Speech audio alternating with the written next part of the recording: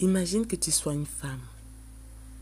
Imagine que des voices de toi avec tes amis ou un membre de ta famille fuitent et se retrouvent sur des réseaux sociaux. Des voices compromettantes qui dévoilent ta vie privée.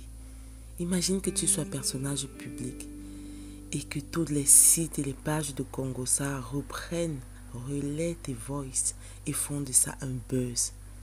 Tu te retrouves dans la sauce. Tu broies du noir. Qu'aurais-tu fait si tu avais la possibilité de rétablir la vérité? Serais-tu resté par respect de ta propre vie et de ceux que tu cites dans tes voices, ou aurais-tu choisi de révéler au monde entier ce qui pour toi serait la vérité? Eh bien, cette actrice et productrice camerounaise a choisi la deuxième possibilité. Flavienne Tiatat a décidé de révéler la vérité. Je te raconte tout juste après le générique. Mais avant, bon retour sur Azone TV. J'espère que tu vas bien. Moi, c'est Martha.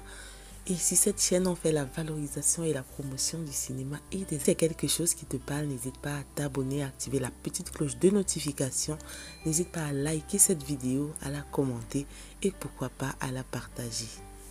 Flavienne Tiatat est une jeune femme très belle, très ambitieuse qui n'aimerait pas, comme beaucoup de Camerounais, se retrouver dans son propre pays, nantie de diplômes et au chômage.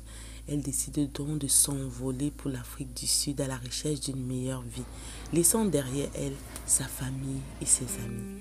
La séparation est très douloureuse, mais il le faut. Arrivée en Afrique du Sud, elle comprend qu'elle a cette passion-là pour le cinéma. Elle décide donc de se former au métier du 7e art. Ensuite, elle commence par faire de petites collaborations jusqu'au jour où la chance lui sourira et elle interprétera de beaux rôles au cinéma nigérian à côté de grosses têtes. Mais Flavienne a ce manque-là. Elle aimerait retourner dans son pays. Mais comment? Elle comprend que le cinéma au Cameroun est encore un secteur vierge. Il y a encore la possibilité de se faire une place au soleil. Mais comment s'y infiltrer? Comment s'insérer? Le destin lui sourira et elle rencontrera un jeune homme. À l'époque professeur d'allemand, son nom Ebenezer Kipombia. Ebenezer s'est déjà fait un nom au Cameroun grâce à l'une de ses séries Foyer polygamique qui cartonne. La série raconte l'histoire d'un homme qui, après plusieurs années de mariage, n'arrive pas avec sa première femme à avoir d'enfants. Il décide alors d'en prendre une deuxième. Retenez très bien ce passage pour la suite de la vidéo. Flavienne et Ebenezer commencent donc à travailler sur une autre série d'Ebenezer appelée Cercle vicieux. Le projet cartonne également et ensuite il se lance dans une autre série intitulée La Reine Blanche. Et c'est là que pour la première fois, Flavienne aura l'opportunité d'apparaître sur les petits écrans au Cameroun dans son rôle de Gassin.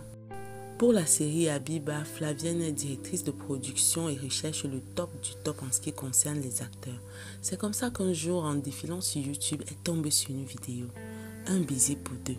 Et là, elle voit une femme selon elle qui joue de manière majestueuse son rôle. Et elle se dit, c'est celle-là qu'il nous faut. En accord avec Ebenezer, elle contacte la jeune femme et décide de lui attribuer le rôle principal, celui de Abiba. La jeune femme s'appelle Muriel Blanche. Jusqu'ici, nous qui regardons à l'extérieur ne savons rien de ce qui se passe entre Flavienne, Ebenezer et Muriel. On sait juste qu'ils entretiennent des relations professionnelles et ce qui se passe off-set ou off-réseaux sociaux, eh bien ça ne nous concerne juste pas. Jusqu'au jour où ces fameux voices vont fuiter. Il est allé à Nobon ouvrir une boutique à la fille de niveau et quand il a posté, on a dit, on était bien sûr, les gens ont mis les commentaires comme quoi, on était bien sûr que c'est la boutique d'Engassa que je suis apportée à les donner à celle-là, et tout. Vraiment, tu dois avoir honte, une fille battante comme ça, blablabla. Les gens ont commencé à commenter dans tous les sens. Et les mamans, je ne vous mens pas, au canal d'or, c'était grave. Après la sortie de ces voix, c'est un boom total. Les haters s'adonnent à leur passion, c'est-à-dire insulter Muriel, insulter Flavienne. Et même Muriel va hériter du nom Marc et Pomme après ce buzz-là sur les réseaux sociaux. Flavienne, quant à elle, va se retirer, va de plus en plus s'enfermer sur elle-même. Elle va souffrir du fait qu'on la traite de tisa, de voleuse, de mari, de vendeuse de piment, de matérialiste et tout ce qui va avec. Après avoir dit au revoir à son papa, Flavienne Tchatat se sent finalement prête à tirer un trait et à mettre les choses au clair en ce qui concerne son passé. Ce buzz-là qui a fait souffrir sa famille, qui l'a fait souffrir elle-même. Elle dit qu'à cause de cela, son papa a vraiment beaucoup souffert. Sa maman a même dû fuir Facebook parce que c'était juste insupportable. Elle reconnaît tout de même avoir eu une relation de plus de 3 ans avec Ebenezer Kepombia, alias Mintomba. Elle reconnaît que cet homme-là l'a introduite, a été comme son mentor en ce qui concerne le cinéma au Cameroun.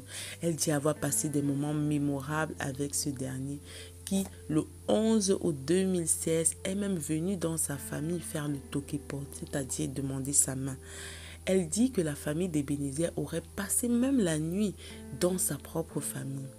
Et elle dit avoir toujours été présentée, que ce soit dans son entourage d'amis ou dans leur entourage professionnel, par Ebenezer comme étant sa deuxième femme. Et elle ne comprend donc pas comment elle pourrait être qualifiée aujourd'hui de Tisa. Flavienne tient quand même à préciser qu'à la base, ses parents, surtout son papa, n'étaient pas d'accord de sa relation avec Ebenezer. Mais lorsque Ebenezer et elle ont parlé, premièrement avec une de ses tantes et ensuite, lorsque son papa a su que cela faisait plus de 14 ans qu'Ebenezer était marié et ne réussissait pas avec son épouse à avoir d'enfants, ils ont juste accepté parce qu'ils ont vu en lui cet homme-là qui n'avait que le désir finalement de fonder une famille, le désir de devenir papa. Pour ce qui est de Muriel Blanche, Flavienne dit n'avoir jamais eu une relation amicale avec cette dernière, mais une relation purement professionnelle.